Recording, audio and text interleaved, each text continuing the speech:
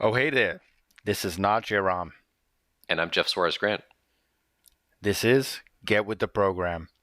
Yeah, here we talk about a question we have about online course design.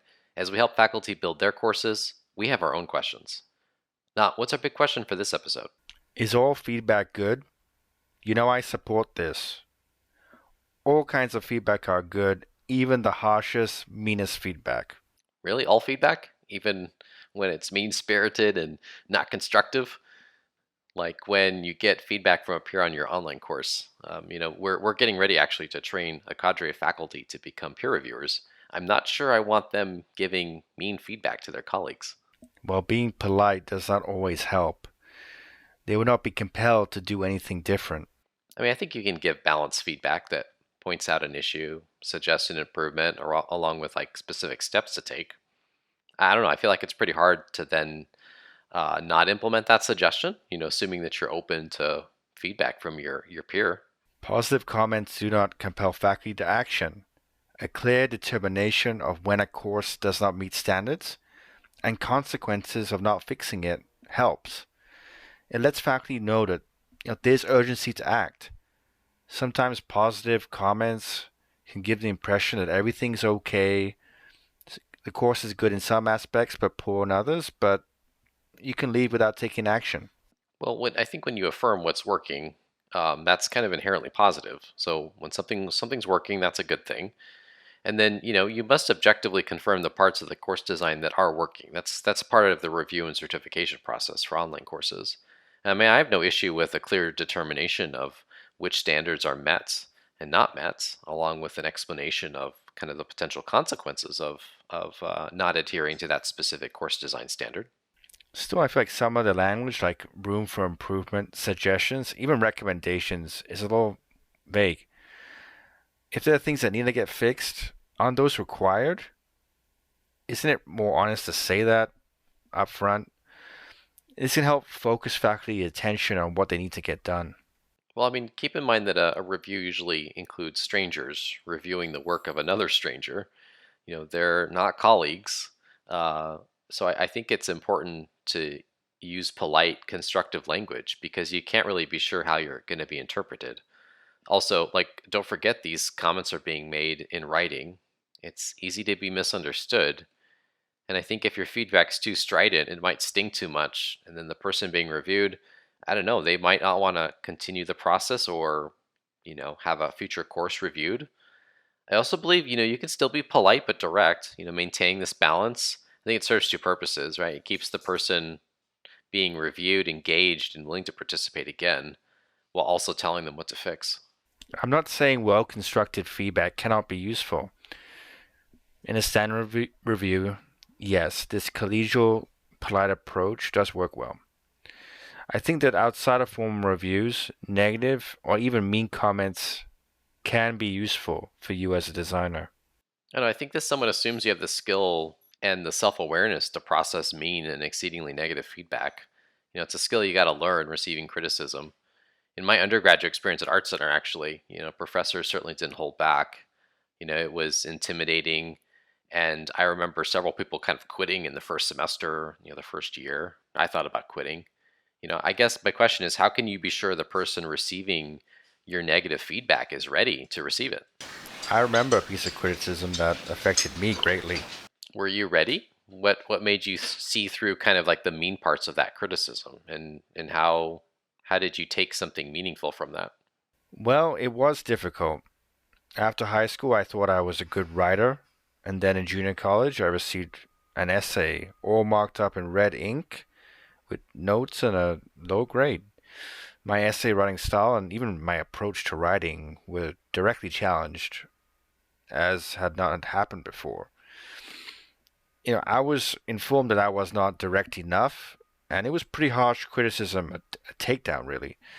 However, I remember it clearly, and it helped my college writing classes tremendously. That visceral experience stayed with me. So it definitely sounds like it stayed with you. Looking back on it positively now. I think it was a jarring experience because that was the first time somebody had challenged me like that. However, even in that conversation, Professor mentioned that the course was transferable to colleges like Berkeley. So the direct feedback was withering, but I knew it was there to alert me to what was required to succeed at one of these institutions. Not every instance of criticism needs to be pleasant. So I'm curious, when did you receive the feedback? Like, how well did you know the professor at that point? Well, I just started the course. The professor knew that we were taken aback by the criticism and talked to all of us about setting high standards and encouraged us to go to office hours to talk about the grade. And that's what I did. It was early enough in the course, I remember, that we could implement changes and ask for further feedback before turning in the next paper. So yeah, I mean, this criticism was intended to help you ultimately. It looks like your professor used that opportunity and kind of like their position of authority and power to put you on notice, but early enough so you could actually like implement that feedback. It wasn't intended to just defeat you. It was more like formative feedback. Sometimes a direct hit like that can be useful when framed within such an environment that values you. However, negative feedback on its own, I can think in isolation, such as letting you know that they don't think you'll succeed, I think that's detrimental. I can just think about, reality TV shows where judges attack contestants for their cooking, singing, dancing, just to get attention from themselves. Right, I see that. Like if you're receiving the feedback, the negative criticism in isolation, and the person giving you the feedback isn't available to like continue helping you or to help you interpret that negative feedback, then you might just feel defeated. That's why I think like if you're gonna give super negative feedback, like you kind of need to stick around to make sure the person receiving it's okay and also kind of understands where you're coming from. Let's just say there wasn't a follow up like that.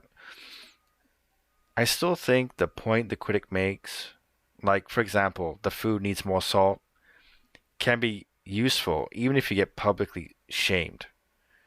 Of course, abuse is never a good idea, and the whole thing is a waste if you stop cooking forever after that. Right. So I mean also like up until this point, we've been discussing like how to give feedback, but there's also how to receive it too. And again, like it's a skill you got to develop receiving criticism. So yeah, definitely. It seems like it's really important to separate yourself from the work. You have to recognize that the criticism, well, usually is directed at the work and not you personally. And because a lot of times that work has come together based on a number of factors, and some of which are not under your control. It seems important to remember that like, poor delivery might also have something to do with, the reviewer having a bad day and that they're kind of taking it out on you. Um, their approach might be different on a different day. And then, also we've been talking about mean negative feedback, but now that I think about it, I almost feel like the more malicious thing to do is not say anything at all and kind of let you continue along without any feedback. A critic ignoring your work is also a reaction to your work. It does not alert you in any way that what can or should be improved. It's almost like the worst slight. It's hard to bear criticism of your work when you do receive it. I do think that's one of the hardest skills as a designer, to separate yourself from your work and also to receive it, to separate the critic from the criticism.